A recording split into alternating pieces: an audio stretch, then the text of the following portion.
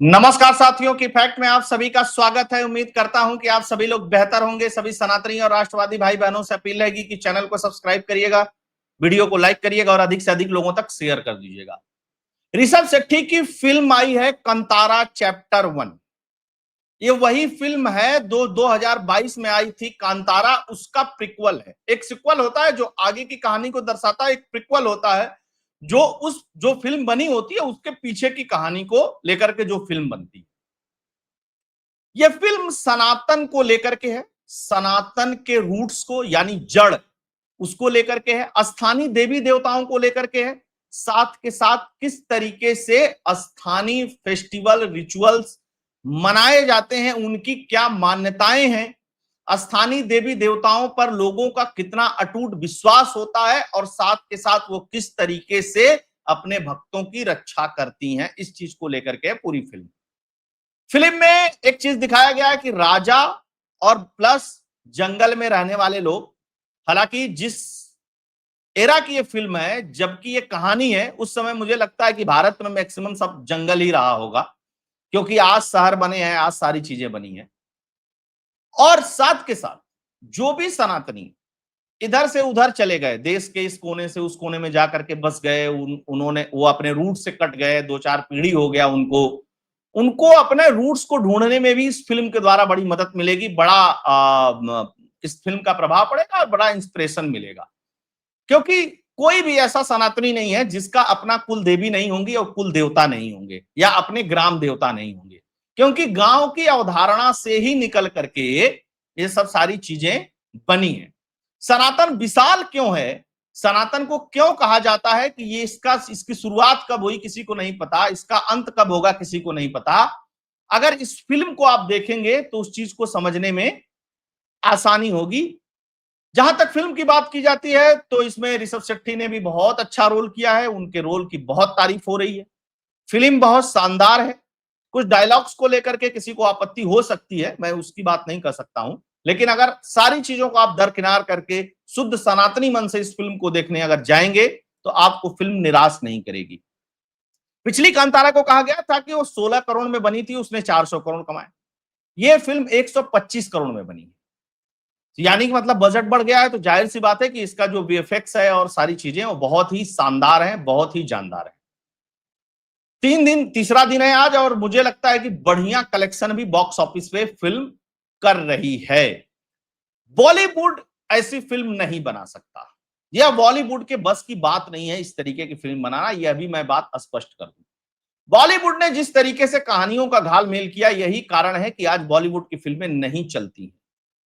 है ना। बॉलीवुड किसी जमाने में सिर्फ लव स्टोरी बनाएगा तो बनाएगा, फिर उसके बाद उसकी का सिक्वल, ये 2-3-5 फिल्म में ये सब नहीं है।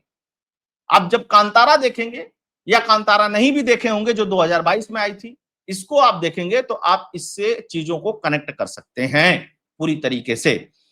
जयराम की बात मैंने कहा, जयराम ने बहुत अच्छा, रुक्मणी ने भी बहुत अच्छी एक्टिंग की है, ऋषभ शेट्टी ने भी बहुत अच्छी एक्टिंग की है। फिल्म का जो पहला पार्ट है वो जब आप देखेंगे और जब आप दूसरा पार्ट देखेंगे, जब दोनों का कंपैरिजन करेंगे तो आपको दूसरे पार्ट में अधिक मजा आएगा देखने में, अधिक आनंद आएगा देखने में, जो फिल्म देखने के बाद मेरा अपना असेसमेंट है। तो एक चीज तो प्रकृति की पूजा किस तरीके से की जाती है, आप लोगों ने सुना होगा कि बहुत सारे लोग सनातन का मजाक उड़ाते हुए करता है, अरे ये लोग तो पेड़ की भी पूजा करते हैं, ये लोग तो जल की भी पूजा करते हैं, ये लोग तो जमीन की भी पूजा करते हैं, ये लोग तो फल की भी पूजा करते हैं। तो भैया ये सब चीजें हमारी नई नहीं है, बहुत पुरानी हैं। भगवान शिव की आराधना कैसे की जाती है वो सब सारी चीजें दिखाई गई हैं। राजा वाला एक एंगल है इस फिल्म के अंदर, और फिर जंगल में रहने वाले लोगों का एंगल है। दोनों लोगों की अपनी अपनी मान्यताएं, जैसे सनातन में आप किसी भी प्रदेश में चले जाइए, प्रदेश छोड़ दीजिए, किसी भी गांव में चले जाइए, आप किसी भी एरिया में चले जाइए, आप त्योहार मनाने का, पूजा करने का अपना एक तरीका है। तो मैंने एक चीज बताया ना आप लोगों को, कुल देवी, कुल देवता, ग्राम देवता, स्थानीय मान्यता, इन सब सारी चीजों को अगर समझना है, अपने रूट्स को खोजना है पुनः जाकर के कि भैया हमारी कुल देवी कहां है, हमारे कुल देवता कहां हैं, हम किस गांव से आए हुए हैं, वहां पे किस तरीके से इन लोगों की पूजा की जाती है, तो आप इस फिल्म से प्रेरणा ले सकते हैं, ये आप समझ लीजिए। दूसरी बात, किस तरीके की फिल्में बननी चाहिए। अब काफी फिल्में बन रही हैं, साउथ के सिनेमा ने इस चीज का बोझ उठाया है, बॉलीवुड वाले ने तो कभी बोझ उठाया ही नहीं कि हमें भी इस तरीके की फिल्में बनानी चाहिए, क्योंकि हमारे यहाँ तो पंडित जी को किस तरीके से दिखाया गया, हमारे यहाँ सनातन को किस तरीके से प्रोजेक्ट किया गया, बॉलीवुड वालों ने किस तरीके से प्रोजेक्ट किया, वो सब सारी बातें आप लोगों को पता ही है। इसलिए इस फिल्म को देखना चाहिए। दूसरी महत्वपूर्ण बात मैं आप लोगों को बता दूं कि प्रकृति, नेचर, हमारे यहाँ एक सामान्य अवधारणा है, और वो पढ़ा लिखा व्यक्ति भी कहता है और नहीं पढ़ा लिखा व्यक्ति भी कहता है कि कण कण में भगवान है। फिल्म में एक जगह बात आती है इस चीज की कि देवता या भगवान सिर्फ मंदिर में ही नहीं होते। अब बहुत सारे लोगों को इस डायलॉग से हो सकता है कि बुरा लगे, बुरा लगने वाली बात नहीं है, बात सही है। हर जगह मंदिर ही नहीं बने हुए हैं, मंदिर में हमारे भगवान, ऐसा नहीं कहा गया कि मंदिर में हमारे भगवान नहीं है मंदिर में भगवान निश्चित तौर पे हैं, लेकिन जो स्थानीय कल्चर है, जैसे आप गांव में जाएंगे तो जो ग्राम देवता होते हैं, हर जगह ग्राम देवता के मंदिर नहीं बने हुए हैं, हो सकता है कहीं पेड़ हो, कहीं कोई चबूतरा टाइप का बना हो, ठीक है, इस तरीके की चीजें हो, हर जगह मूर्तियां भी नहीं रखी हुई है, और ये मैक्सिमम गांव में है। लेकिन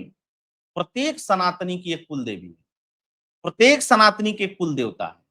प्रत्येक सनातनी की एक ग्राम देवता है। अब ठीक है, आप शहरों में आकर के बस गए होंगे, आप उस चीज को भूल गए होंगे, या आप कहीं से अब जैसे मान लीजिए पंजाब से बहुत सारे लोग भारत आए, पाकिस्तान के पंजाब से बहुत सारे लोग भारत आए, या पाकिस्तान जब बंटा तो बहुत सारे लोग भारत आए, बांग्लादेश से भी बहुत सारे लोग भारत आए, उसमें जो सनातनी है, अच्छा जो सनातनी नहीं है वो भी सनातनी है, इस बात को तो आप जानते ही हैं, वो कन्वर्जन हो गया, वो बात अलग है।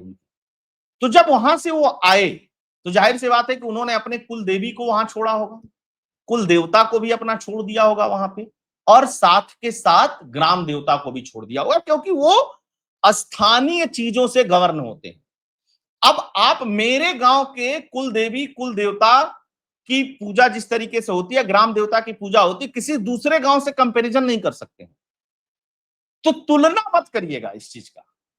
खोजने की कोशिश करिएगा कि कांतारा में जिस तरीके से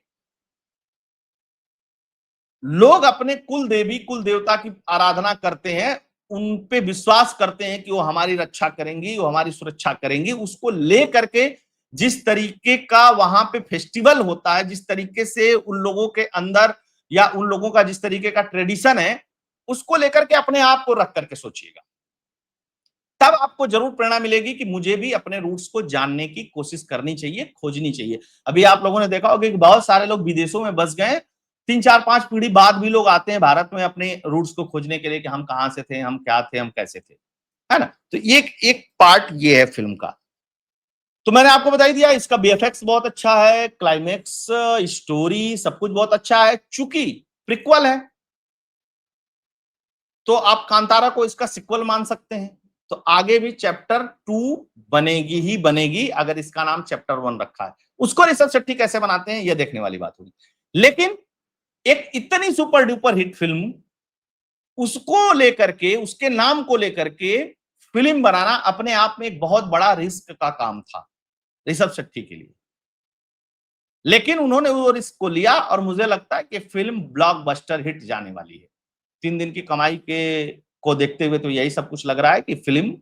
सुपर हिट है, और फिल्म में जो चीजें हैं उसको देखते हुए लोगों का रुझान भी है कि चलो इस तरीके की फिल्में आनी चाहिए, इस तरीके की फिल्में बननी चाहिए और लोगों को देखनी चाहिए। आप परिवार के साथ भी फिल्म को देख सकते हैं। लास्ट का जरूर देखिएगा, फिल्म का लास्ट हिस्सा, जिस तरीके से कांतारा में पूरे फिल्म में लास्ट के 20 मिनट का जिक्र बहुत हुआ था, लोगों ने कहा अब क्या होगा, आगे क्या होगा, तो इस फिल्म में भी लास्ट का जो क्लाइमेक्स है वो बहुत ही शानदार है, बहुत ही जानदार है। और मैं कहूंगा कि बहुत सारे मेकर्स को इस तरीके की फिल्में बनानी चाहिए जो स्थानीय चीजों को लेकर के पूरे भारत को दिखाए कि भारत का सनातन क्यों विशाल है। हम क्यों प्रकृति पूजा की बात करते हैं? हम जब पंचदेवों की बात करते हैं तो भगवान विष्णु की बात करते हैं, भगवान शिव की बात करते हैं, भगवान गणेश की बात करते हैं, सूर्य देवता की बात करते हैं और मां शक्ति मां दुर्गा की बात करते हैं जब पंचदेवों की बात करते हैं। अब पंचदेवों में मां दुर्गा आ गई तो कोई ये कहेगी कि देव आप कह रहे हैं और फिर पंच है, तो है, जो है वो है, ग्राम देवता है तो हैं। हाँ, आप शहर में हैं तो फिर आप अपने ग्राम देवता से वंचित हैं, तो आप जाइए ग्राम देवता को भी अपने खोजिए, फिल्म देखिए, फिल्म को एंजॉय करिए। जाहिर सी बात है कि 2.5 घंटे में पूरे सनातन को समेटना किसी के बस की बात नहीं है, इसलिए स्थानीय चीजों पे बना हुआ और फिल्म की शूटिंग जंगलों में हुई है, तो सब कुछ बड़ा नेचुरल टाइप का लगा, ये जो मेरा अपना व्यू है इस फिल्म को देखने के बाद। तो मेरा तो आग्रह यही रहेगा कि आप सभी लोग जाइए, फिल्म को देखिए और आप इस फिल्म को किस तरीके से देखते हैं उसके बारे में कमेंट जरूर करिएगा। यही मेरा आप सभी लोगों से आग्रह है। आप सभी लोग जुड़े, बहुत बहुत धन्यवाद। जय हिंद, जय भारत, जय श्री राम।